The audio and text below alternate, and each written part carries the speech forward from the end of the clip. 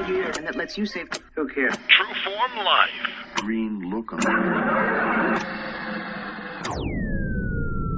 Welcome to Exploring Mind and Body with Drew Tadia. Drew is an expert in nutrition, fitness, lifestyle, and more. And he wants to help you live a healthier, longer, and more active life. Now here's your host, Drew Tadia. All right, welcome to another edition of nationally syndicated Exploring Mind and Body. Super excited to be back here with you on another show, whether you're listening on terrestrial radio across the country or as a podcast around the world. We certainly wouldn't be here without you. Now, today I'm bringing on another guest. This is Heather Gauthier, and I'm super excited again to have her on the show. She has an incredible story, and I wanted to read this forward to you from her book. Her book is called The Pilgrim Stone, One Woman's Unpredictable and Authentic Story. And I usually don't read these forwards, but I thought this would give a nice overview of what we have coming up on the show. A cancer patient gets inspired by a pilgrim's honesty and authenticity. She vows to get well enough to walk 780 kilometers on the Camino de Santiago in gratitude to God for letting her live. A review of the past needs reconciling in order for her to move forward with better alignment to body, mind, and soul. A deep desire to be a pilgrim in the lifeline that pulls her out of darkness. Once again, this is an incredible story. Heather is awesome. I love this conversation. I love this interview. I think we've all been in dark places in our lives, and it's challenging to get out. And Heather talks about how she finds her real self, her authentic self, and how she was able to piece her life back together from homelessness, from a divorce, from going through the lowest time in her life to thriving now. So super excited to share this story with you. Sit back and enjoy. We got all that coming up. This is Exploring Mind and Body. Naturally improve your lifestyle one show at a time with your host, Drew Tadia. All right, welcome to another edition of Exploring Mind and Body. As always, we have a brand new guest coming on. Thank you so much for being here. I'd like to introduce Heather with us. You heard all about her in the introduction. So without further ado, welcome to the show, Heather. Thank you, Drew. I'm glad to be here. Looking forward to talking to you today. Yeah, it's our pleasure. I'm super excited. You have an amazing story. You have a beautiful book that I'm looking at right here. It's called The Pilgrim Stone, One Woman's Unpredictable and Authentic Journey. And I love your book, and my gosh, I don't even know where to start. Why don't you begin with maybe talking about yourself a little bit and sharing with our audience who you are and how you got to where you are now? Okay, Drew, no problem. I'm a nurse by trade. I work in the ICU in Northern Ontario. I've been an athlete in the past, a runner. I'm an ex-wife. I'm an ex-cancer patient. I'm obviously a daughter and a sister as well. And I wear a lot of different hats. Those are some of the pieces of Heather, but I'm also a pilgrim, and that's maybe the one trait that I'm the most proud of. So when you say you're a pilgrim, what does that mean?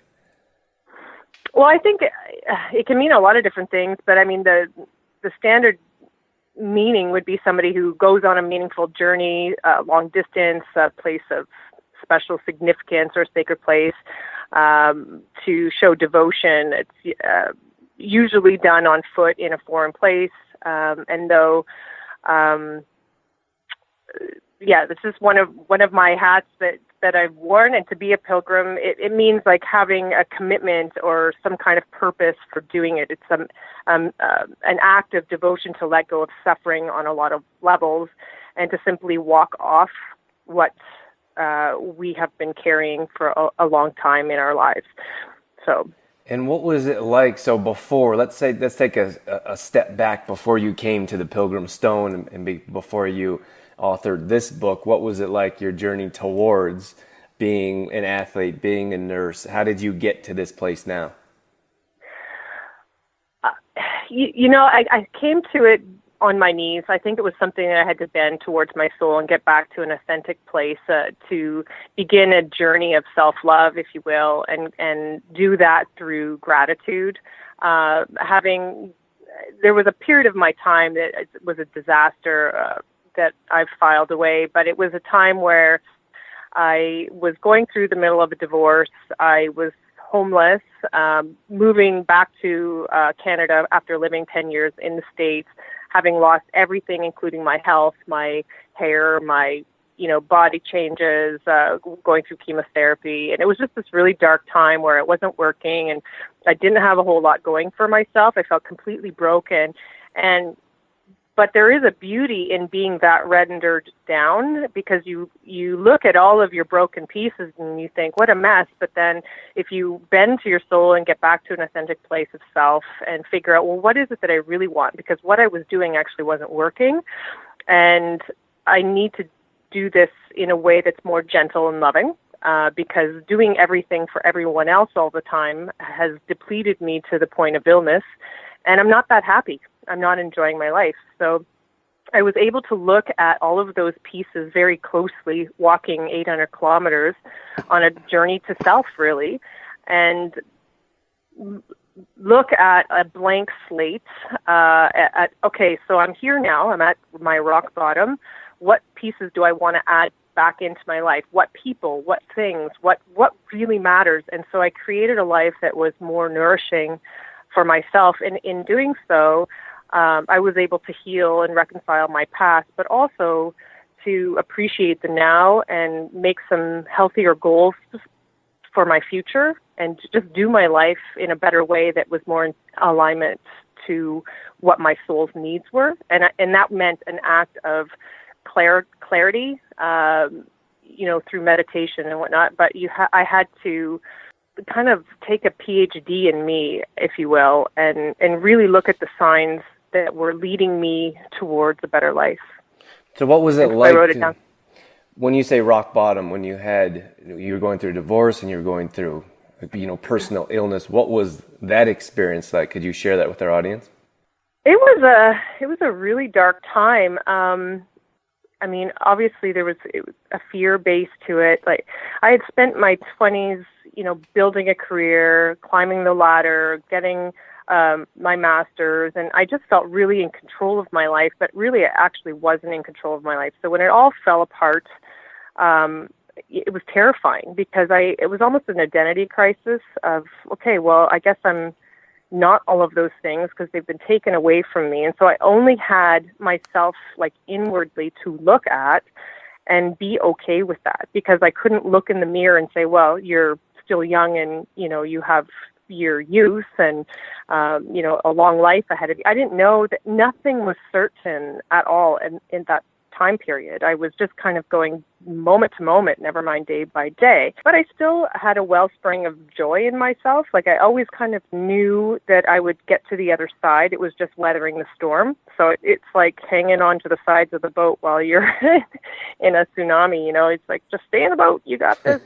But it was very difficult to keep a positive attitude. But I spent that time very constructively and tried to laugh my way through it, watched a lot of funny movies, read a lot of funny books, and spent time simplifying my life even more and figuring out, okay, well, you don't want to rebuild the same life that you had before. That was awful. So, I found a way to appreciate the simple joys of life through gratitude of what I did have left.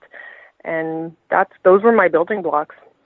I think many times we come to areas in our life where gratitude really stands out, or we need to understand that sometimes living a life of gratitude really makes all the difference. What were the things that you were able to find or appreciate which ultimately changed your life or got you going in the right direction? I think I was so daft that I didn't know how to be grateful, and I actually, because I'm student-based, I had to actually write it down. I kept a gratitude log for many years and made myself write 10 things I was grateful for every day, and I did it before bed, so I planted seeds of gratitude in my mind before I go to sleep every night. And then throughout the day, I had that, let's say, homework to do, and so even if it was just a small thing, I always say, I remember the day that I could only think of 2 things, and it was meatballs and flip-flops. Just like, I couldn't even come up with 10 things. And, but it got easier, and with time, it shifted my perspective on everything in my life, and it brought me to a healthier place. Now I don't need the book. I don't need to actually write things down because I see gratitude everywhere. all the time. So that's something that's interesting, because I think that we go through times in our lives, like you mentioned, that it's challenging to find things that you're grateful for, but I think you can kind of make things that you're grateful for. And then changing your mindset. So I had this conversation not too long ago of going to bed or waking up and saying, the conversation was around 3 things. Find 3 things that you're grateful for.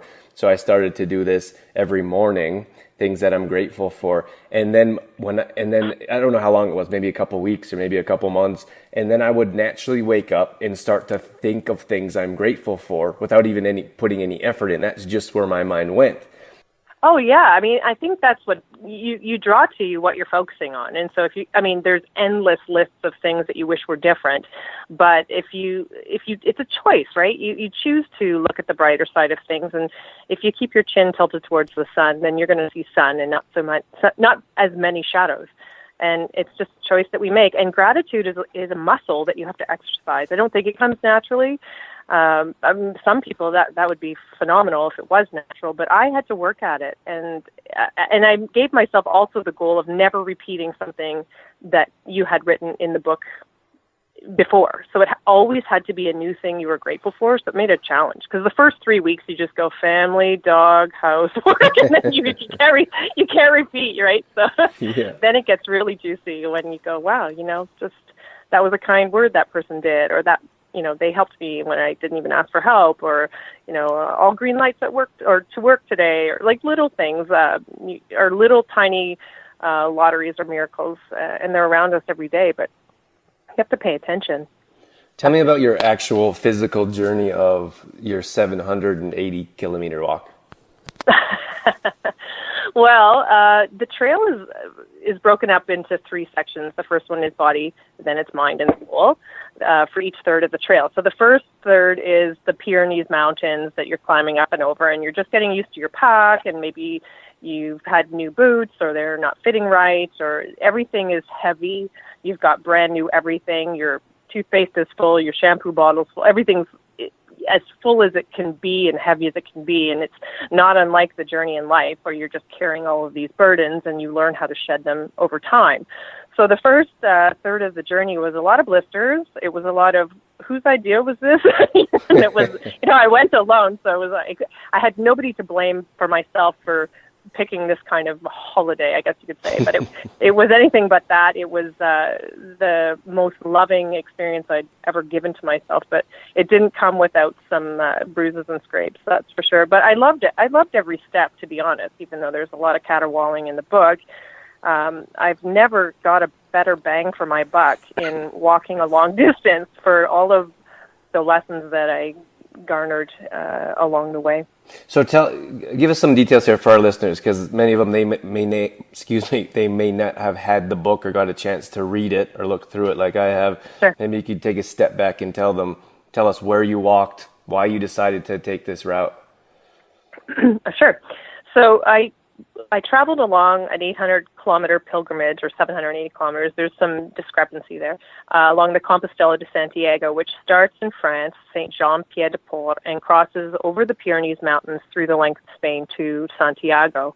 And then I did another 100 kilometers up to Finisterre, which is the end of the world, in what they call the burning place of, letting go of everything that you had been carrying emotionally, physically, mentally, spiritually along the way, that you want to let go of, so that you allow some kind of spiritual entropy to enter for new things to come into your life that are better suited for you. So I'm not sure if that answers your question. Yeah, that was good. That's Yeah, so why did you decide, how did you come up with the idea that this is what I need to do in my life right now? Well, it was at the very end of cancer treatment for me. So I'd already gone through chemotherapy and radiation therapy, and had 5 years of tamoxifen therapy on that. So I had a month left of tamoxifen therapy, or 5 weeks or something, and I wanted to take my last pill somewhere other than Canada. I had met a woman years prior that really changed everything for me. And she's a fellow pilgrim and friend and mentor now. And her name is Sue Kenny. And she did a documentary called Las Peregrinas, The Women Who Walk. And it was at Film Fest many years ago. And I ended up with free tickets to go and see this film. And it changed my life. It was a very honest depiction of women walking the Compostela de Santiago. There was nothing Hollywood about it. You could see the fatigue and the worn faces of the women that were struggling and battling their own demons. And this was all caught on film. It was extremely vulnerable. And I was sitting in the chair, bald, swollen, yellow, dying, and watching this film thinking these women are like far more fearless than I am to show how vulnerable they are on film for millions or thousands. I don't know how many people see Cinefest, and the woman, Sue Kenny, walked from North Bay to Sudbury, which is an hour and a half drive. And I couldn't believe it. And she stood there with this wild, crazy hair and boots and smiling, this just really feet planted, knowing, confident, comfortable in her own skin. And everyone else is watching the film, and I'm watching Sue Kenny standing there, seeing her own film for the first time. And I'm watching her face thinking, I am that. So how come I'm this right now? Like, how come I'm in this shell of a body when I know that I'm a pilgrim? And I couldn't take my eyes off of her. And at the end of the film, she looked at me and she wished me a buen camino. As everyone's filing out and leaving and in a hurry, she reached out and handed me a stone and placed it in my palm. And I started to cry. And I ran out of the building, and I just thought, what did she mean? It was like she pre-selected me out of this whole group of people and knew that I was a pilgrim. And it gave me so much hope. And so in the years after that, I kept finding kind of Sue Kenny or stone signals or signs from, I guess you could say, the universe or whatever. You know, I'd borrow a car and her book would be on the seat, or I would find that stone everywhere. During those period of years before I'd made my decision to walk, I would find that stone everywhere, and I swear to you that I'd thrown it away 10 times, and that stone would always be in a drawer or a box or something, and I was like, okay, I'll do the walk. and she led me to a better place, and it was a great experience. So I just made every effort to save my money, to get in shape, to get well, to walk here in Canada, in Northern Ontario, until I was strong enough to embark upon. So I was basically still in cancer treatment when I did this walk. So it was a physical challenge for me. The body part wasn't easy. And then, so when you would walk, how many hours or how far would you walk in a day? Well, I was a very slow pilgrim. I felt like everyone was passing me. So that was, I felt like I was on the road 8 or 10 hours a day. Like I would leave at 7 or 8 in the morning, every morning. And then, I wouldn't get into anywhere till 6 or 7 at night. And so it would range depending on the terrain from, the farthest I walked was 42 kilometers or 44 kilometers in a day. And then the worst day was 10. So averaging about 25 a day. So I was going very, very slowly to get from A to B every day. But it's interesting because the trail, as I was so slow in the beginning, I got faster as I went along, and the pilgrims that were blowing past me early on, they were slowing down. So the Camino, the Camino or the pilgrimage, the words are interchangeable, so if I flip, the Camino will catch up to you. No matter who you are, it will find you and show you yourself. So, maybe they got off easier in the body part at the beginning because they weren't going through chemo or whatever. But then when they got to the mind section or the soul section, they had to slow down to absorb their lessons, I guess you could say. There's a lot of energy on this trail. There's 250,000 people walk it every year, so there's a lot of energy on this trail. And it's a magical experience. And you'll get as much out of it. Yeah, go ahead. How long did it take for you to finish the entire walk? Well, I had a few obstacles along the way, so and that's the beauty of the book, really. But it took me 3 days to really get to the trailhead because of flights, buses, trains, and whatnot, and 3 days to get back. So I had 5.5 weeks off. I think and then I had to take some breaks along the way too. So I was on the road for, 36 days, 37 days, or something like that to do all of the pieces of the Camino that were important to me at the time. I did miss a few kilometers, and they call to me all the time. So I think that one day I may go back and see if there's anything else I have to learn. If there's one thing that stands out, I'm sure there's many, but is there something that you could share with our audience that you learned from yourself through going through this journey that maybe one of our listeners would resonate with? Sure. I think for me, one of the things that I had struggled with the most in my life that showed up time and again on the trail was boundary setting. So that was a difficult thing, and I kept meeting other pilgrims who would show me myself. So there's this phenomenon, I guess you could say, that if there's somebody from your past or that has given you a lot of grief, let's say, then you will meet somebody exactly like that on the trail, and you will have to deal with that person in a way that maybe you couldn't do in real time, in your real life. So for me, I, of course, met somebody just like my ex-husband. Of course, I met, my parents or that girl in grade 4 that pulled my hair. Whatever happened in your life, you will meet those pilgrims.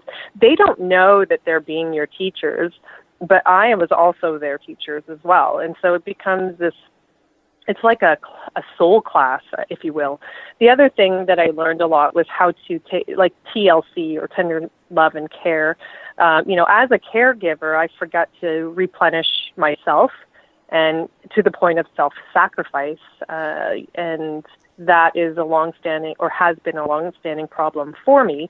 And I met many pilgrims who said, Heather, you need to do this for your own well-being. You need to stop and refuel, or you need to, look at how to better love yourself. And so those were like probably the two predominant themes in the Camino for me. I feel like in life, when we bump into strangers, or even strangers that then become friends, I feel like there's always a lesson or something that they're teaching us. Would you agree with that? And maybe is it different when you're on this trail going through the hike? Maybe it's highlighted more?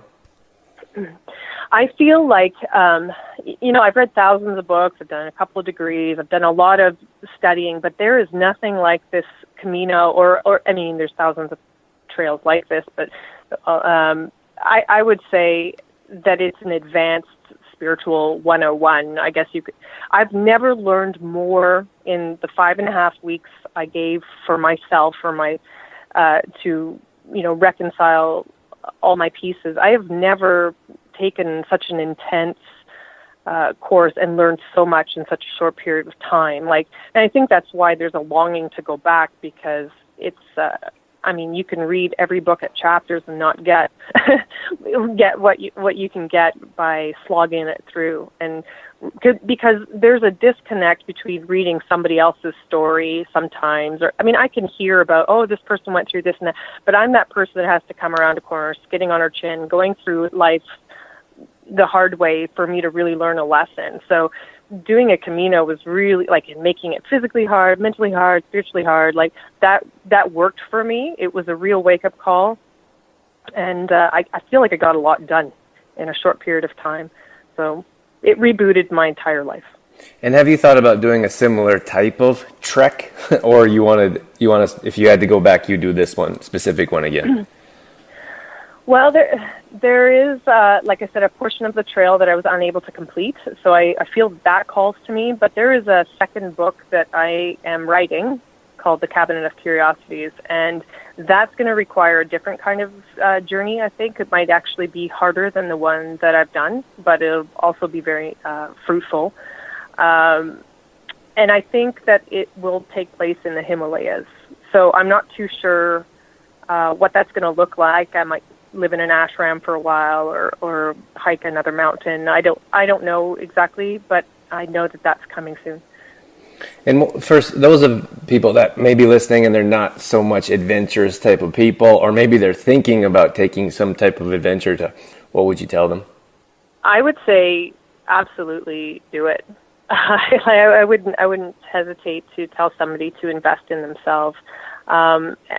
They don't necessarily have to do a formal Camino like I did. I mean, there's a lot of ways to be a pilgrim here in life, and address the obstacles that are in their path from a more of a home base.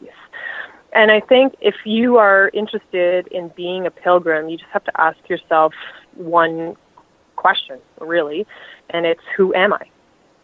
Who am I? Where am I going? And why?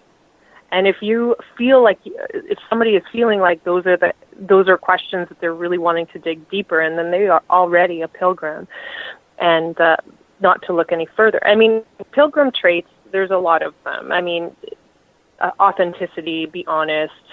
People know when you aren't anyway, so you might as well just put your heart on the sleeve and, have some solid values, but be prepared to defend them. Come from a loving perspective, be patient, compassionate, have healthy boundaries. There's that desire for simplicity, and going slowly in life. Like, life is a trail, so, I mean, I physically had to do it that way, but it's all an act of letting go, or an attempt to bring balance to your body, mind, and soul. And who am I really if I don't have my job, my car, my house, my spouse, my money, my beauty, my person, blah, blah, blah. Who am I if when I'm walking this life, I only have the basic essentials like my soul and my rucksack? So what then? Who am I? Where am I going? And why? Kind of thing. So it's a pilgrim is somebody who might be at a crossroads in their life. They want to build confidence, put a pause in between some issue or crisis in their life. They need a break, because you know what? Life really still exists after a long walk, but there is a shift that happens. If you work on your soul, you expand. You're not going to be able to fit back into that circle you were, before. You're going to be this large expanded square, let's say, and it rubs other people are wrong because they see that you've changed and they're not used to that shift in dynamic. But be prepared to stand your ground and be firm in your values. You spent your entire life developing them, so why not defend the most important things to you? Because if they're meant to stay in your life, they will. Heather, before we wrap things up here, tell us about your book, where it can be found, and maybe other things that you have going on here in the near future for our listeners that might be interested in more details about yourself. Well, I do have a website that people can find my book and find out a little bit more about myself. It's www.authorheathergauthier.com. They can also find me on Facebook. I have an Author Heather Gauthier page there. And what was the other question? A little bit about anything that you have. Anything that you have coming up in the future, maybe. I know you said you're working on a new book. I am. The Cabinet of Curiosities is more of living and leading from the heart. And I won't go into it too much because I'm still shaping up all the juicy bits of it, but it'll be an extension of the Pilgrim's Stone to some degree, because it will involve some kind of journey, but also like the journey to self, really, and how to live from an honest place, from a loving perspective. I'm just going to leave it there for now. But follow me on Facebook and through my website to see what events are coming up, and that would be great. If you like the book, put a review on Amazon or Goodreads for me. That always helps. And feel free to contact me at authorheathergauthier@gmail.com. I'd love to hear how readers are absorbing the book or what it meant to them. Awesome, Heather. Thank you so much for taking time today, taking time out of your day to share with us about your journey and your book and everything that you went through, because I think that many of us go through this type of things on certain levels, and to be able to get through it and share your story on the other side is pretty cool. So thank you so much for that. Oh, Drew, thanks for the experience. This is really lovely talking to you today. Thank you so much. All right, that's going to wrap things up for this edition of Exploring Mind and Body. Once again, thank you so much for being here. Thank you for tuning in and sticking around till the end. I hope you got something out of that show. I think we've all been through dark times in our lives, just regardless of who we are. Just depends on how low we were, how dark it was in our life. But we can find our way out, and I think that story resonates with all of us in some way. More details are going up on exploringmindandbody.com. So if you ever miss a show, you can always go back and check out past shows there. We also have a free app that you can download on any Apple device. So if you download the show, you can take it with you wherever you go. More details are at trueformlife.com. This is where we put together meal plans, recipes, grocery shopping lists, and more. If you'd like to try our free 10-day fitness challenge, 20 minutes or less is all it takes to get through a workout. Brand new workout sent to your inbox each day for 10 days. Get in, get out, get on with your day. That's at trueformlife.com. That's it. That's all I got. I'm out of here. As always, I'm your host, Drew Tadia, in health and fitness for a better world. Thanks for listening. You've been listening to Exploring Mind and Body with Trueform Life's Drew Tadia, fitness expert. To find out more about the show, Drew Tadia, or to listen to past shows, visit exploringmindandbody.com.